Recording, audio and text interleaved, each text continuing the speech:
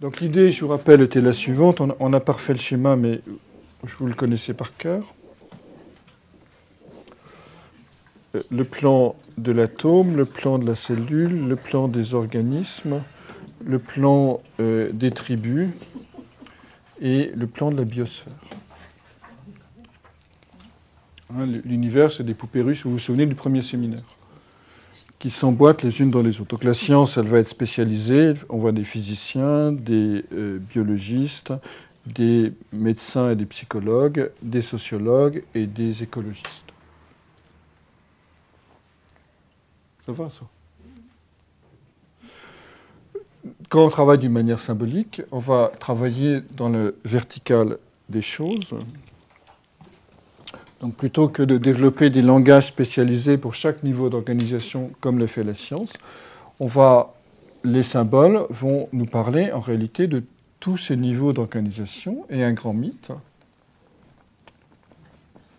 ou le thème astrologique, mais c'est la même chose, va utiliser les moyens du bord pour s'exprimer.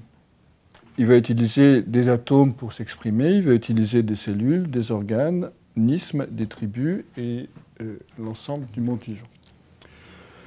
Donc ce tableau met ça en évidence. Il dit simplement que c'est des propositions pour voir comment le mythe s'exprime à tous ces niveaux de lecture, du physique au métaphysique. Donc je vous propose de le regarder ensemble. Alors, et donc du coup, ça vous donne des indices. C'est-à-dire, si vous avez un mythe de Faust, eh bien, vous allez être intéressé par la radioactivité, par les agents mutagènes, par l'angoisse, la télékinésie, l'obsession, le retour vers Dieu, l'immortalité du corps, etc., etc. Donc toutes ces thématiques qui sont dans la deuxième colonne, qui est la colonne de la forme, vont résonner avec le mythe de Faust. Alors, on va les parcourir rapidement parce qu'il y aurait évidemment beaucoup de choses à dire. La radioactivité, en quoi elle est faustienne? Simplement parce que c'est une puissance d'énergie condensée qui va s'exprimer. Elle permet de faire ressurgir les mémoires du passé, la datation radioactive. Marie Curie était Scorpion et avait un mythe de Faust. Alors c'est amusant parce qu'elle avait Pluton en Taureau opposé au Soleil Scorpion. Une opposition exacte. Donc elle a mis en évidence le mythe de Faust dans la matière. Pluton Taureau. Vous voyez comment ça s'exprime. Donc, encore une fois, le mythe de Faust, c'est pas toujours comment dirais-je, il joue pas toujours sur le plan psychologique. Il va jouer aussi sur le plan de l'œuvre.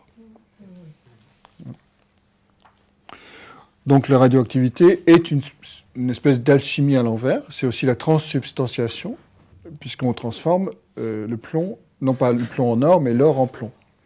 La fin de la plupart des éléments radioactifs, l'uranium, le plutonium, etc., ça va donner du plomb. Donc on est bien dans une logique 1 de puissance, 2 de métamorphose, et 3 de faire ressurgir les grandes images du passé, qui sont des thématiques faustiennes. Alors, d'une manière générale, Faust va traiter du problème de l'énergie. Qui dit pouvoir, dit énergie. Donc le faustien sera hyperactif, mais en même temps, les questions liées à l'énergie vont l'intéresser. Vous voyez qu'on a en réalité